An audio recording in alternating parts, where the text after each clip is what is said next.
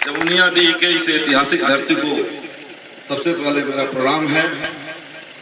और श्री राकेश ठाकुर जो हमारे नौजवान साथी हैं उनको भी मेरा सलाम है कि उन्होंने इस तर्जमे को बुलाने का मुझे काम किया। हमारे इस कार्यक्रम में आपके बीच में हम सबका आदर बढ़ाने के लिए उपस्थित आदरणीय सूर्यनाथ ठाकुर जी, पूर्व प्रधान लाखोपाल, समाचार प्रतिनिधियों के सम्मानित संवाददाता डॉक्टर मोतीलाल जी, श्री बागी साहब, सौरभ मिश्रा जी और मोहित शुक्ला जी भी हमारे बीच में हैं। उनका भी मैं यहाँ पे अभिनंदन और अपना तहे दिल से उनको धन्यवाद देना चाहते हैं कि वो आज हमारे बीच में यहाँ पे आकर के इस कार्यक्रम को शोभा बना रहे हैं। साथियों, मैं किसान परिवार से, मध्यम वर्गीय किसान परिवार से निकला हूँ और हमने ये तय किया है कि जीवन में कभी ये फूल नहीं गले में डलवाना है, क्योंकि ये फूल उसके लिए होता है जिसने हमारे देश के लिए या जिसने कुछ ऐसा मान सम्मान बढ़ाया हो जिसके गले में डाला जाए। इस फूल पे बहुत हमारे राष्ट्र के कवियों ने अपनी बात को लिखा है कि ये फूल किसके लिए होता है। दूसरी बात मैं कहना चाहता हूं नौजवानों को कि हम जिस मंजिल पे पहुंचे हैं अपने मेहनत से, अपनी कर्मठता से पहुंचे हैं, अपनी वचनबद्धता से पहुंचे हैं। आप नौजवान हैं, आपके अंदर जोश है, उमंग है, लेकिन साथ साथ आपके साथ अपने समय की कीमत को भी पहचानना होगा। समय के प्रति पाबंद होना पड़ेगा, आचरण में उसे ढालना होगा, तभी आप कामयाबी के मंजिल को तय कर सकते हैं। और खेल भी इस बात को आपको पढ़ाता है कि खेल को कितने समय में कितना ओवर फेंक देना है, कितना समय खेल चलेगा कि मैच समाप्त हो जाए। और खेल में एक आदमी जीतता है, एक आदमी हारता है। हारने वाले को स्वाभाविक तौर पे दुख होता है, तकलीफ होता है। जीतने वाले को स्वाभाविक तौर पे बहुत ज्यादा उत्साह होता है। लेकिन बड़ा वही कहलाता है कि गिरते हुए को जो सहारा दे दे, जिसके आंखों में आंसू है उसे पोंछ करके उसके चेहरे पे मुस्कान दे दे। ये तो समय है, ये समय सब कराता है। हमने एक रहीम जी की दोहा कल भी कहा था कहीं पे कि बड़ा हुआ तो क्या हुआ, जैसे पेड़ खजूर, पंछी को छाया नहीं और फल लागे अति दूर। हम अपने आप को जिस मुकाम पे पहुंचे, हमारे एक मित्र आए थे, दिल्ली विश्वविद्यालय के प्रोफेसर थे भाई अभिनव रघुवंशी जी। उन्होंने कल एक बात कहा था सिकंदरपुर की सभा में कि ओंकार जी आपके पास सब कुछ है, शान शौकत है, कोठी है, महल है, गाड़ी है, आप दिल्ली में एक स्थापित अधिवक्ता है, फिर आप सलेमपुर की तरफ क्यों रुख किए हैं, क्यों अपने को यहाँ झोंक रहे हैं। मैंने कहा हमारी पत्नी भी 4-5 भाषा जानती हैं, ड्योढ़ी उनका गांव है, लेकिन वो ड्योढ़ी में कभी रही नहीं। हमारे फादर इन लॉ एयरफोर्स में अफसर रहे, वो जगह जगह, हमारे ससुर जी अफसर रहे, जगह जगह पढ़ी और वो बीएससी गोल्ड मेडलिस्ट, एमएससी और बीएड उनके पास डिग्री रहा।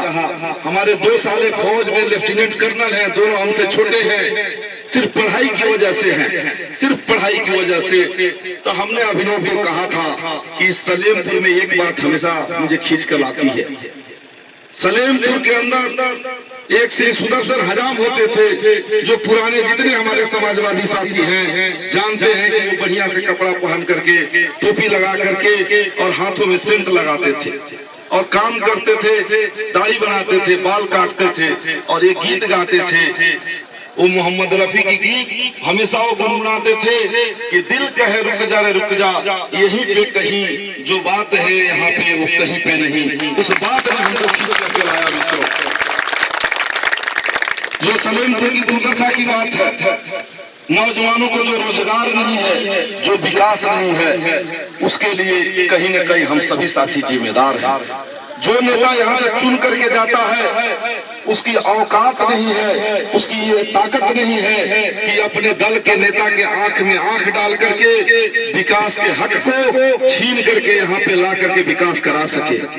वो तो सिर्फ अपने टिकट के लिए हाथ पैर जोड़ता है, अपने टिकट के लिए हाथ पैर जोड़ता है और जोड़ करके जब टिकट पा जाता है और चुनाव जीत जाता है तो फंड में कमीशन खाना और कैसे अपने को मजबूत करना, यही उसका एक काम रह जाता है।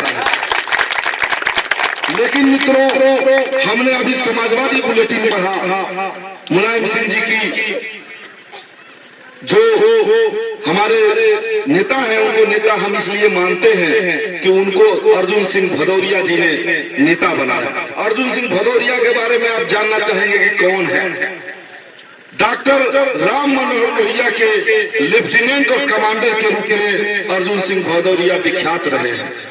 जब इस उत्तर प्रदेश की सरजमी पर गोविंद बल्लभ पंत की सरकार थी और नहरों के पानी का रेट बढ़ाया गया तो लोहिया ने कहा ये पंत ने सबसे बुरा काम किया है, भदौरिया कमांडर तुम इसका विरोध करो और उत्तर प्रदेश में इस आंदोलन को बढ़ाओ।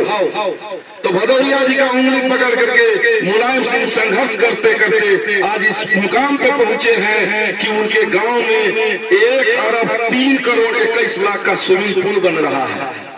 1 अरब 3 करोड़ 21 लाख का स्विमिंग पूल बन रहा है, जहां वहां की जनता उसमें नहाएगी या खिलाड़ी सुमन आनंद लेंगे। और मैं हमारे परिवार से ही उग्रसेन सिंह थे जो सबसे बड़े समाजवादी नेता थे, उनका उंगली पकड़ कर हरिकेवल जी नेता बने और हरिकेवल जी का उंगली पकड़ करके हम भी समाजवाद का पाठ पढ़े। मित्रों, तो मैं आपसे कहना चाहता हूँ कि यदि समाजवादी पार्टी के मुखिया हमें टिकट देते हैं तो उनके टिकट का मैं स्वागत करूंगा, उस टिकट से चुनाव लड़ने का काम करूंगा। और यदि टिकट नहीं देते हैं, क्योंकि टिकट वो इसी शर्त पे हम उनका स्वीकार करेंगे कि मेरे इसी तेवर और मेरे तलखी को पसंद करें, जो हम आज कल जो है अखबारों में आप पढ़ रहे होंगे कि जिस तरह से हम बात कर रहे हैं कि मौजूदा सरकार में किस तरह की कमियां हैं। यदि वो पसंद करेंगे तो टिकट देंगे, तो उस तेवर को सलाम करेंगे, और नहीं देते हैं तो समाजवादी विचारधारा समिति से हम चुनाव लड़ेंगे और जीत करके जाएंगे। और जो भी केंद्र में सरकार होगी उसमें यदि मुलायम सिंह प्रधानमंत्री के दावेदार होंगे तो उनको मैं समर्थन देने का काम करूंगा, और यदि नहीं होंगे तो उस प्रधानमंत्री का हम चयन करेंगे जो सलेमपुर की धरती पर आकर के यहाँ विकास की धारा बहा सके। मित्रों, मैं इतना कहना चाहता हूँ। और एक बात हमने और कहा है कि हमारे जो भी साथी हैं उनसे हमें आर्थिक चंदा नहीं चाहिए, सिर्फ उनका स्पष्ट है समर्थन चाहिए। या तो हमें स्पष्ट इनकार दे दें या तो अपना स्पष्ट समर्थन दे दें और दिल खोल करके मेरे साथ रहें।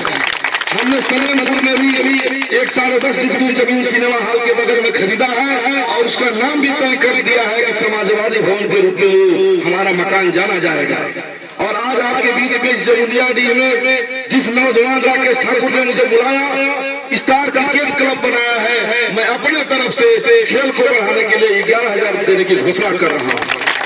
और आप खेलो और इस खेल को इस मुकाम पर ले जाओ कि ये जमुनियाडीह देश के नक्शे पर भी आ जाए। मित्रों, और देश के नक्शे पे लाने के लिए हमें भी अपना समर्थन और मत देना, इसी के लिए धन्यवाद देता हूँ। जय हिंद, जय समाजवाद, जय भारत।